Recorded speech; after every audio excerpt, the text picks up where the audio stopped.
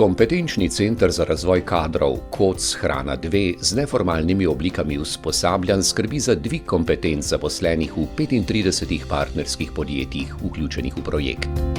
KOC Hrana 2 je nadaljevanje uspešno izpeljanega projekta KOC Hrana s pomembno razliko.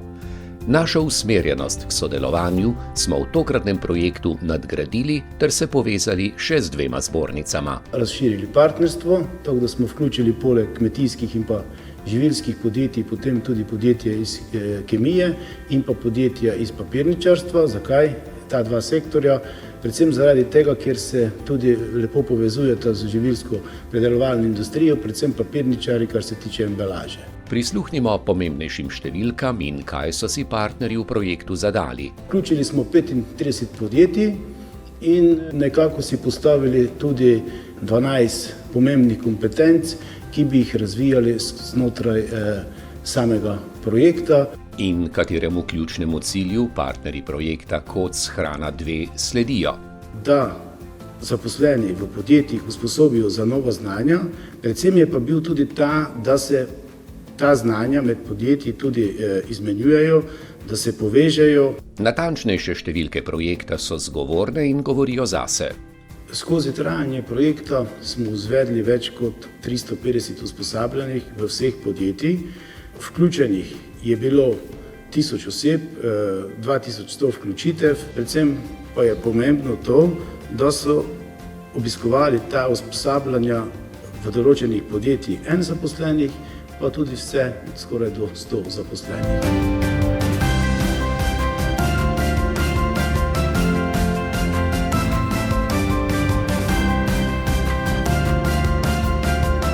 Nova realnost je bila tudi del projekta KOC Hrana 2. Tako je pogovor s partnerjema zbornic kemijske ter papirne in papirno-predelovalne industrije prek Zooma vodil Matej Kirn iz projektne pisarne KOC Hrana 2. Prisluhnimo kratkemu delu izredno zanimivega pogovora o tem, ali je projekt KOC Hrana 2 izpolnil njihova pričakovanja.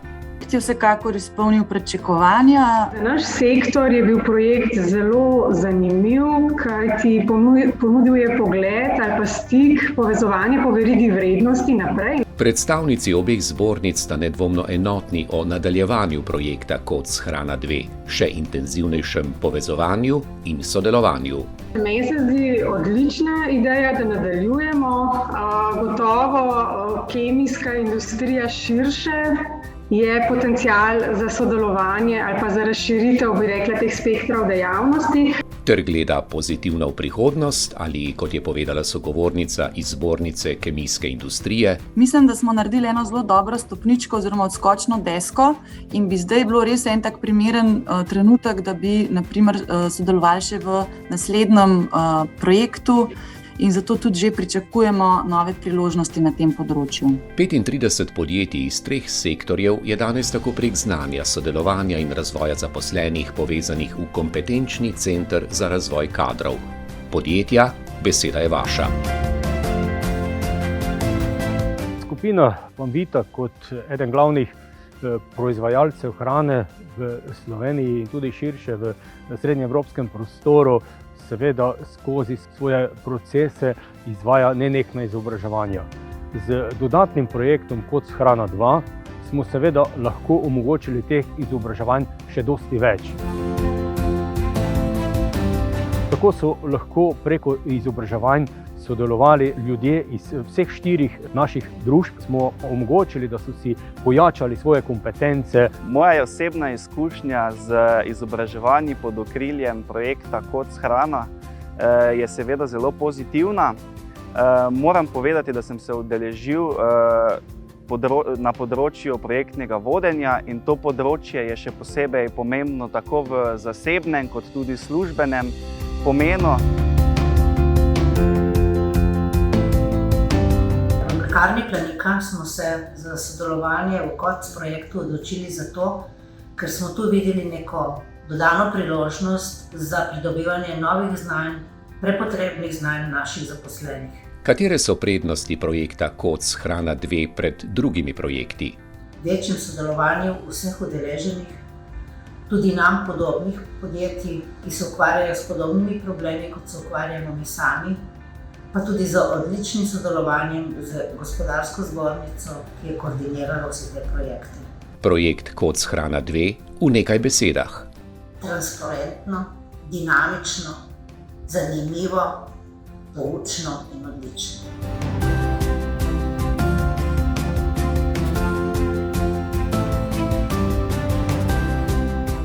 V projektu KOC sodelujemo že 3 leta, preko katerega izobražujemo svoje zaposlene na področju digitalizacije, industrije 4.0, kibernetske varnosti, delovanja proizvodnih procesov in drugo. Zaradi novitet in izboljšav se povečuje tudi dodatna vrednost na zaposlenega. Projekt KOC nam je zanimiv in uporaben, zato upamo, da bomo sodelovali tudi v prihodnje. Katere priložnosti projekta Koc Hrana 2 zaznava projektni partner papirne in papirno-predelovalne industrije? Ne toliko v potenčni plati, kot če rečemo, tako po prodajni odprtosti, razvoju kakšnih drugih projektov. In tukaj vidim, da bi se dalo še narediti sigurno, povezati se s svetom. Kaj pa vzgoja in izobraževanje kadrov v izredno specifični panogi, kot papirna industrija zagotovo je? Si kadre vzgajajo sami, z vpetostjo v delovni proces, s praktičnimi izkušnjami?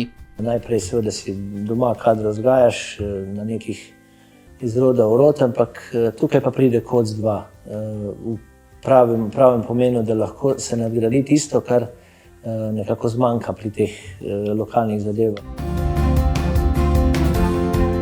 Kaj pa je pravo bistvo projekta Koc Hrana 2 ter izhodišče ali iztočnice za prihodnost? Pa želimo sodelovati naprej in se povezovati na teh ključnih področjih, kjer prihajajo naše dejavnosti, se križajo, bi lahko rekla.